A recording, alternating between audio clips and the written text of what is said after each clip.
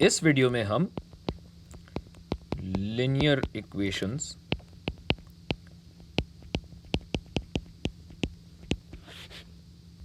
इन्हें आप उर्दू में लकीरी इक्वेशंस भी कह सकते हैं, यानी ऐसी इक्वेशंस जिनके ग्राफ लकीर की शक्ल में हों। और हम इस सवाल में इन इक्वेशंस को प्लॉट करने के चंद सवालात करेंगे। प्लॉट करके आप पर यह अच्छी तरह वाज़ेह हो जाएगा कि इन्हें लकीरी इक्वेशंस क्यों कहते हैं। तो आइए पहले सवाल की तरफ चलते हैं, जिसमें y is equal to 2x जमा 7 इसका ग्राफ हमें प्लॉट करना है। प्लॉट करने का सबसे बुनियादी तरीका यह है कि चूंकि यहां इक्वेशन दी गई है तो एक एक करके x की मुख्तलिफ वैल्यूज डालें और y की वैल्यूज हासिल करके ग्राफ पर डाल दें। तो इसके लिए हम बनाते हैं एक अदद टेबल बनाते हैं हम, जिसमें ये हमारा x है और x से हासिल करदा y की वैल्यूज यहां आ जाएंगी। हमारी कोशिश हमेशा ये होती है कि x इज इक्वल टू 0 पर देखें कि y कहां गुजर रहा है, और फिर हम ये देखना चाहते हैं कि इसके इर्द गिर्द y का क्या रवैया है, क्या मिजाज है या क्या शक्ल है। लिहाजा हम x इज इक्वल टू 0 और उसके इर्द गिर्द के नंबर्स डाल के लिहाजा हम x इज इक्वल टू 0 और उसके इर्द गिर्द के नंबर्स डालकर देखते हैं। मिसाल के तौर पे -2 और -2 और एक थोड़ा सा दूर का पॉइंट, ताकि हमें बिग पिक्चर, बड़ी शक्ल थोड़ी सी नजर आ जाए, वाज़ेह हो जाए। और ये अलग अलग रंग में पॉइंट होंगे, तो ये हो जाएगा 2 ज़रब -2 जमा 7, यह आया 3, और 2 ज़रब 0 जमा 7, यह आपको देगा 7, फिर 2 ज़रब 2 जमा 7, 7 4 होता है 11, जैसे कुछ लोग 11 कहते हैं, पता नहीं क्यों। 2 ज़रब 8 जमा 7, 16 और 7 क्या बना भाई। अब फिर हम तमाम x और उन पे हासिल करदा मुताल्लिका y वैल्यूज यानी कोऑर्डिनेट्स को प्लॉट करते हैं। यही हमारा मकसद था। तो इसको जरा जूम इन करते हैं, क्योंकि हमारा ग्राफ तकरीबन यही बनेगा। और वापस आते हैं, पहला पॉइंट है, ये हो गया -2 और 3, तो -2 ये रहा x एक्सिस पे और -3, तो ये आपका पॉइंट बनेगा। अगला पॉइंट आता है 0 और 7 यहाँ बनेगा। अरे ये तो लाइन नज़र ही नहीं आ रही।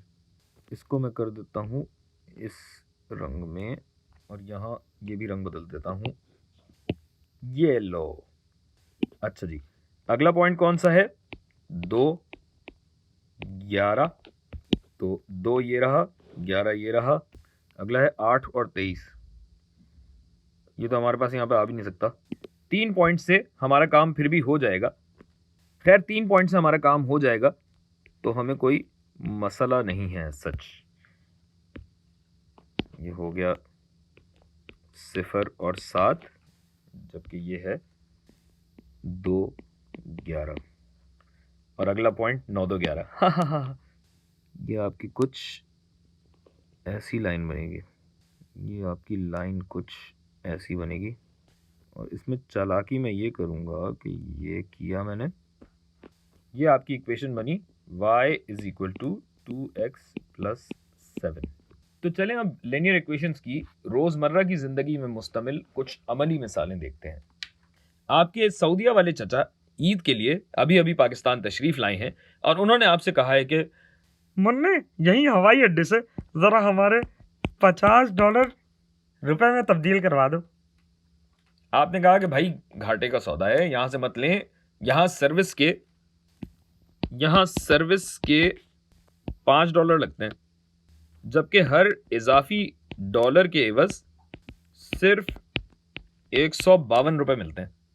बाहर अच्छा रेट मिलेगा, उन्होंने कहा, बड़े ज़हीन हो गए हो मुन्ने, जरा इसका ग्राफ तो बना के दिखा। पहले तो आपको बुरा लगा कि माल डॉलर में लाते हैं लेकिन ईदी रुपए में देते हैं, और वो भी बहुत कंजूसी से। लेकिन फिर ख्याल आया कि इनकी भी सुन ले तो मुमकिन है ईदी बेहतर मिल जाए। तो आपने सबसे पहले इक्वेशन बनाई कि भाई आपको जो जितने भी रुपीस चाहिए, जितने भी रुपए चाहिए, उसमें होगा ये कि 152 के रेट से आपने जितने भी डॉलर्स दिए हैं उसमें से 5 निकाला जाए, क्योंकि सर्विस चार्जेस हैं, और ये आपकी इक्वेशन बनेगी। यहां आपने रखे डॉलर, यहां आपने रखे रुपए, फिर आपने एक एक करके इस इक्वेशन में वैल्यूज डालना शुरू की। अगर $5 तब्दील कराते तो उसके एवज कितना मिलता? 152 ज़रब 5 में से 5 निकाला, क्या बचा? 0। लिहाजा अगर $5 देंगे तो $5 तो सिर्फ सर्विस चार्जेस में ही चले गए ना, कोई रुपया नहीं मिला, कोई रुपया नहीं मिला, नुकसान हो गया। अच्छा, फिर आपने डाले $10, तो $10 के चक्कर में क्या मिलेगा? 152 इंटू 10-5, मतलब 152 ज़रब 5, जो कि बनता है 760। और अगर $25 होते तो ये बनता 152 ज़रब 25 माइनस 5, 25 में से 5 निकाले 20 बचता है, 20 ज़रब 152 बनेगा 3040। और अगर $55 की बात करें तो $55 पे 152 ज़रब 55 माइनस 5 जो कि 50 बनता है। ये आपका बन गया 8360। यहाँ भी कौन, यहाँ ग्रीन में कॉमा आएगा। और फिर मामू की खुशी की खातिर आपने ग्राफ बनाया। एक्स एक्सिस पे आपका इंडिपेंडेंट वेरिएबल आता है जिसे आप बजाते खुद आगे पीछे कर रहे हैं, और वाई एक्सिस पे आपका डिपेंडेंट वेरिएबल आता है जो कि आपका इंडिपेंडेंट वेरिएबल हिलाने जुलाने से नतीजा आता है। तो ये आ गए आपके एक्सिस, जिसमें $5 पे आपको ठेंगा मिलता है, $10 पे तो ये आएगा तकरीबन यहाँ, फिर $25 पे 3040, ये और फिर $55 पे 8360 ये आएगा यहाँ। जितना अच्छा हो सकता है हमसे हम बना रहे हैं, देखते हैं जादू सही होता है या नहीं होता।